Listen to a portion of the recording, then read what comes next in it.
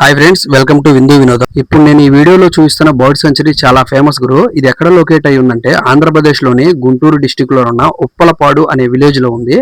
దీని పేరు వచ్చేసరికి ఉప్పలపాడు బర్డ్ సెంచరీ.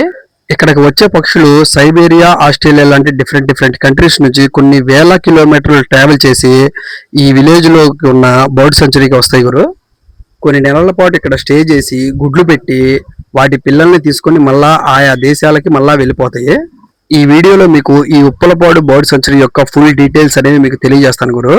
మీరు మాత్రం గనక ఎక్కడా స్కిప్ చేయకుండా చూసి మీకు గనక నచ్చితే మీ ఫ్రెండ్స్ అండ్ ఫ్యామిలీకి కనుక షేర్ చేయండి గురు.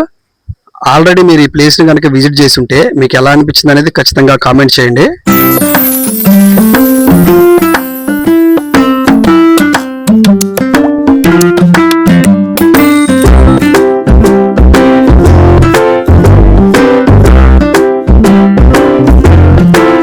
మనం ఇప్పుడే జస్ట్ ఉప్పలపాడు మెయిన్ రోడ్కి వచ్చాము. సరేలే ఇక్కడ దాకా వచ్చాం కదా, టిఫిన్ చేసేద్దాం అని చెప్పేసి ఇక్కడ ఒక టిఫిన్ సెంటర్ బాగా క్రౌడ్ గా అనిపిస్తే ఆ టిఫిన్ సెంటర్ లోకి వచ్చాను.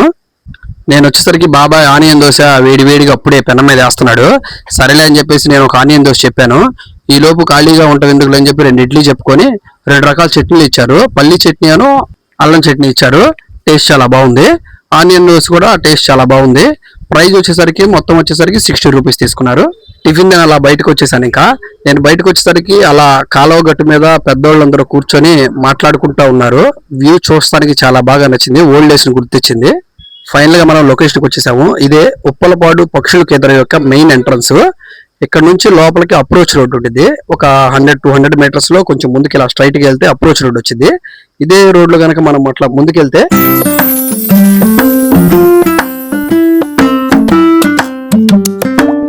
ఇక్కడ రంగాల్లో ఇది చూసి చాలా ఆనందం కలిగింది.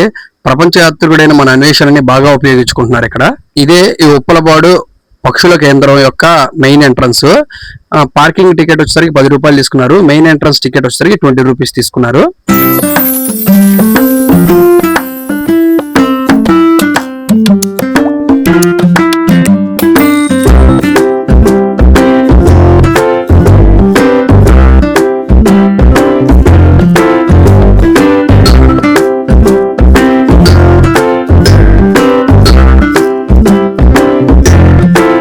మనం జస్ట్ ఇప్పుడే అలా లోపలికి వచ్చాము. ఇదంతా వచ్చేసరికి ఏమో వాకింగ్ ట్రాక్. ఇక్కడ రైట్ సైడ్ లో వచ్చేసరికి ఏమో లేక్ వ్యూ పాయింట్ ఉంటుంది. లెఫ్ట్ సైడ్ వచ్చేసరికి ఇక్కడికి ఏవైతే పక్షులు వలస వచ్చి ఇక్కడ స్టే చేస్తాయో ఆ పక్షుల యొక్క డీటెయిల్స్ అనేవి సైన్ బోర్డ్స్ ఇలా మెన్షన్ చేశారు. మీరు కనుక వస్తే చూడొచ్చు, చాలా బాగుంటుంది.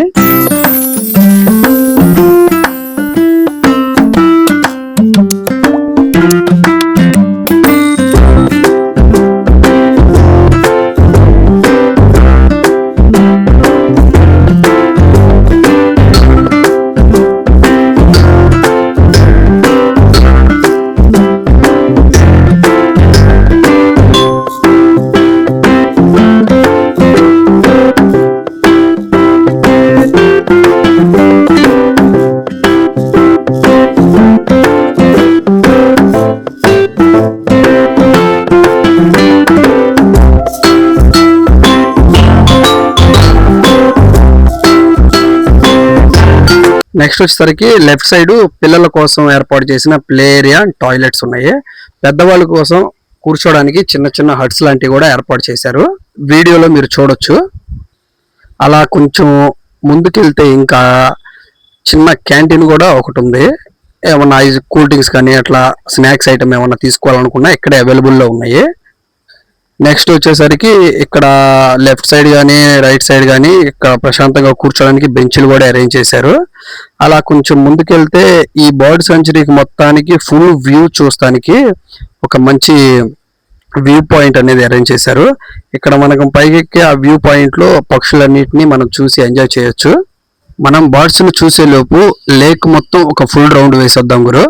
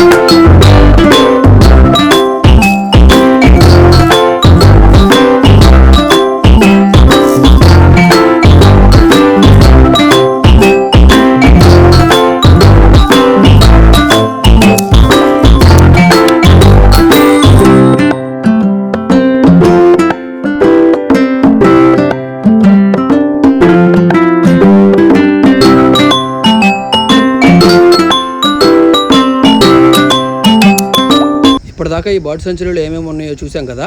ఇప్పుడు ఇక్కడ ఉన్న బర్డ్స్ని, నేచర్ని చూసి ఎంజాయ్ చేద్దాం పదండి. ఇలా బర్డ్స్ని చూస్తూ నేచర్లో ఉంటే మనసుకు చాలా ప్రశాంతంగా ఉంటుంది గురు. నేచర్ని, బర్డ్స్ని, లేక్ వ్యూస్ని ఇష్టపడే వాళ్ళకి ఇది చాలా బాగా నచ్చింది, నాది గ్యారంటీ గురు. వైల్డ్ లైఫ్ ఫోటోగ్రాఫర్స్కి అయితే ఇది ఒక మంచి ఫుల్ మీల్స్ లాంటిదంటే చెప్పొచ్చు. ఇప్పటిదాకా చెప్పినవన్నీ మన మాటల్లో మనకు తెలిసింది మాత్రమే చెప్పాము. ఇప్పటి నుంచి ఇక్కడ వర్క్ చేసే వాళ్ళ మాటల్లో అసలు ఇది ఎప్పటి నుంచి ఇక్కడ ఈ బర్డ్స్ అనేవి ఉన్నాయి, ఈ నేచరు ఇదంతా ఎలా ఫామ్ అయిందనే దాని గురించి మీకు క్లుప్తంగా ఒక చిన్న వీడియో ద్వారా తెలియజేస్తున్నాను. ఒక్కసారి చెక్ చేయండి గురు. చూశారు కదా, ఈ ఉప్పలపాడు బర్డ్ సెంచరీ అనేది నాకు చాలా బాగా నచ్చింది. ఈ సరౌండింగ్స్లో కనుక ఉంటే మీరు ఖచ్చితంగా ఒకసారి విజిట్ చేయండి విత్ ఫ్యామిలీతో. చిల్డ్రన్స్తో కనుక తీసుకొస్తే కనుక వాళ్ళు బాగా ఎంజాయ్ చేస్తారు. లేదా మీరు వెకేషన్ కనుక ఇటువైపు వస్తే ఒక్కసారి ఖచ్చితంగా విజిట్ చేయండి గురు. ఇంక ఈ బాబాయ్ ద్వారా మిగతా ఇన్ఫర్మేషన్ అంతా తెలుసుకుందాం పదండి. అంటే చూడాలా మామూలుగా మీ ఇష్టం, మీ ఇష్టపరంగా మాట్లాడండి. అసలు మామూలుగా ఇది ఎప్పుడు స్టార్ట్ అయింది కదా? అసలు ఈ చెరువుని ఇంత ఊరు మధ్యలో ఇట్లా చెరువుని ఇట్లా వదిలేదానికి కారణం ఏంటో తెలుసుకోవచ్చా? ఇది వెనకటి రోజుల్లో ఎప్పుడో తీశారు, పెద్దలు ఎప్పుడు తీశారో తెలియదు. ఓకే ఓకే, 100 కావచ్చు 200 సంవత్సరాలు కావచ్చు తీశారు. ఇప్పుడు నుంచే ఉంది. ఇది వచ్చేసి గ్రామానికి ఉపయోగపడుతుంది, మంచినీళ్ళ చెరువు. మంచినీళ్ళ చెరువు. దీన్ని పెద్ద చెరువు అంటారు. ఓకే, మా జనాలు పిలిచేది పెద్ద చెరువు అంటారు. దీంట్లో చెట్లు అవి మొలిచినవి.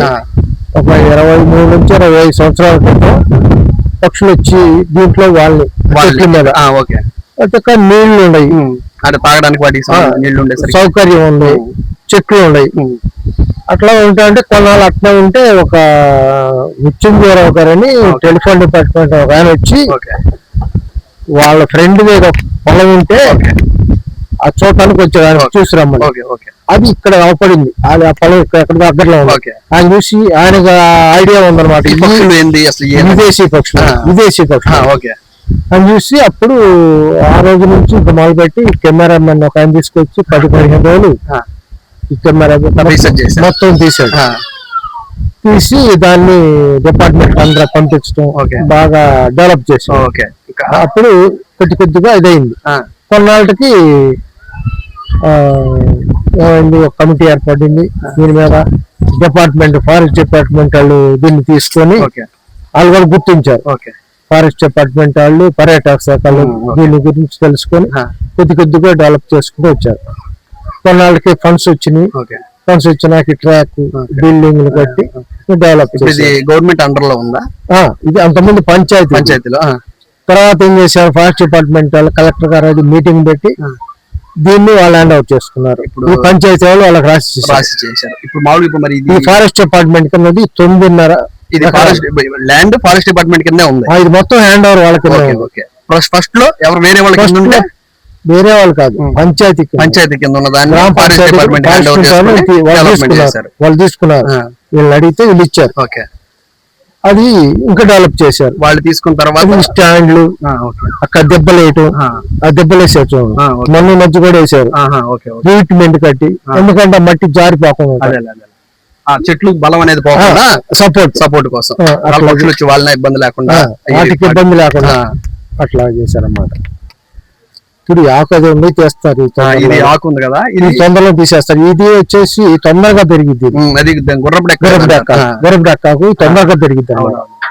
ఇది ఊరికి వచ్చేసి రాట కూడా వచ్చేది. కాకపోతే తీయటం కదా, పక్కన తీయటం అనేది చాలా లేట్ కదా. ఇది ఇప్పుడు గవర్నమెంట్ ప్రాసెస్ జరిగిద్ది కదా, పేపర్స్ వెళ్ళాలి, ఎస్టిమేషన్, ఎంత అమౌంట్, మధ్యలో అయిపోయింది. రేపు తీస్తారు, మొదలు పెడతారు అంటున్నారు. ఎన్ఎం వచ్చారు డిపార్ట్మెంట్ వాళ్ళు. పక్షులు వచ్చేసి ఇప్పుడు 2 రకాలు 4 రకాలు ఉన్నాయి. ఒకటి వైట్ ఐబిస్, ఒకటి ఏం black headed ibis. White ibis లోనే రకం ముక్కు ఇట్లా ఉండి ఇట్లా వంక కొండి లాగుండి ఇదంతా నలుపు ఉంటుంది పై భాగం, అందులో బ్లాక్ రెడ్ ఐబిస్ అంటారు. వైట్ ఐబిస్ మొత్తం తెలుపు ఉంటుంది. మళ్ళీ పెలికాన్స్ అని ఉన్నాయి, తక్కువ ఉన్నాయి, వెళ్ళిపోయి వస్తాయి. వైట్ ఐబి పెలికాన్స్ వచ్చేసి సైబీరియన్స్ వస్తాయి. రష్యా అవతల ఉంటుంది. రష్యాకి 4000 కిలోమీటర్లు అవతల సైబీరియా నుంచి వస్తాయి.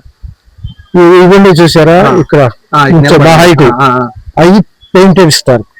అవి ఆస్ట్రేలియా నుంచి వస్తాయి. ఆస్ట్రేలియా నుంచి ఇక్కడికి వచ్చి గుడ్లు పెట్టి పిల్లలు చేసి మళ్ళీ వెళ్ళిపోతాయి.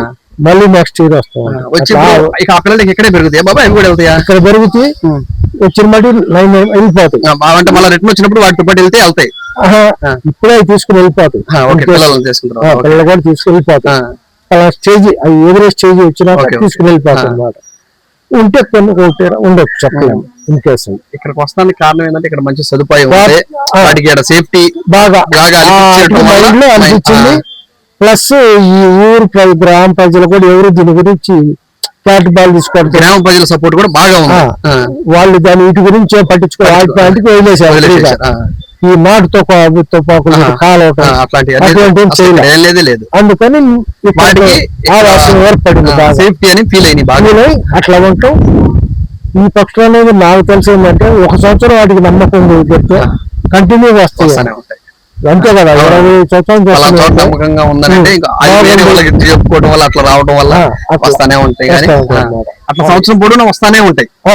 ఎక్కడ ఈ 4 నెలల నుండి ఈ రకం ఉండవు, ఈ రకం ఇంకో రకం వస్తాయి, వెళ్ళిపోతా ఉంటాయి. సీజన్ కి తగ్గట్టుగా ఏ సీజన్ 23 రకాల పళ్ళు వస్తాయి సంవత్సరం బాగా. ఇప్పుడు ప్రజెంట్ ఎన్ని రకాలు ఉండొచ్చు బాబా? 4 ఉండే, 4 రకాలు. 4 ఉండే. ఎక్కువ ఏ సీజన్ లో ఎక్కువ బర్డ్స్ చూడొచ్చు అంటే ఈ ఆగస్ట్ లో ఇంకో 2 రకాల చలికాలం 2 రకాలు ఎక్కువ ఉంటాయి. ఉంటే వచ్చినాయి 4 రకాలు ఎక్కువ వస్తాయి. ఈ 4 రకాలు 4,000-8,000 వచ్చినాయి అట్లా. అది అప్పుడేమనుకుంటారంటే జనాలు ఎక్కువ ఉండేవి అనుకుంటారు, రకాలు ఎక్కువ, రకాలు 1-2 రకాలు ఎక్కువ, కానీ క్రౌడ్ ఎక్కువ ఉండేది. రకాల్లోనే ఎక్కువ వస్తా ఉంటాయి. అది తీసేస్తే ఇంకా బాగుంటుంది, తొందరలో తీసేస్తే ఇంకా వ్యూ బాగా ఇంకా బాగుంటుంది.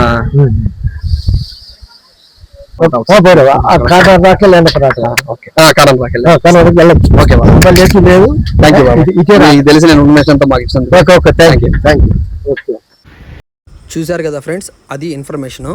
మీరు విజిట్ చేయాలనుకుంటే కనుక ఆగస్టు, సెప్టెంబర్, నవంబర్ ఆ మంత్లో కనుక మీరు కనుక విజిట్ చేస్తే ఆ టైంలో మీరు ఇంకా ఎక్కువ డిఫరెంట్ పక్షుల్ని, విదేశాల నుంచి వచ్చే పక్షుల్ని ఎక్కువ సంఖ్యలో మీరు చూడవచ్చు అవకాశం ఉంది ఆ టైంలో అయితే. ఎందుకంటే ఆ టైంలో వాటికి సీజను, ఆ టైంలో ఎక్కువ పక్షులు ఇక్కడికి విజిట్ చేస్తాయంట.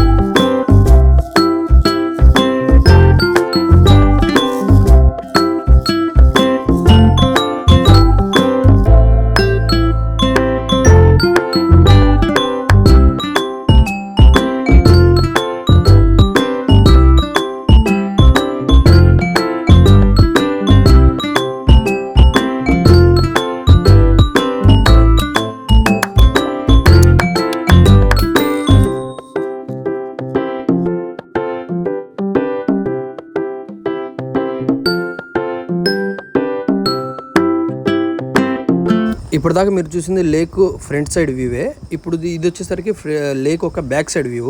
ఆ బ్యాక్ సైడ్ వ్యూలో ఒక టెంపుల్ కూడా ఉంది. ఆ లేక్ కానుకొని ఉండేది టెంపుల్. చూస్తానికి లొకేషన్స్ అంతా చాలా బాగుంటాయి. ఇలాంటి మరెన్నో నేచర్కి సంబంధించిన వీడియోలు కానీ ఫుడ్ వీడియోస్ కానీ మన ఛానల్లో వస్తూనే ఉంటాయి. మీరు ఒకసారి ఛానల్ని చెక్ చేయండి. మీకు కనుక నచ్చితే ఖచ్చితంగా సబ్స్క్రైబ్ చేసుకోండి గురు. ఇలాంటి మరెన్నో ఇంట్రెస్టింగ్ అప్డేట్స్ కోసం. ఓకే ఫ్రెండ్స్, ఉంటా. Bye. That's it for today.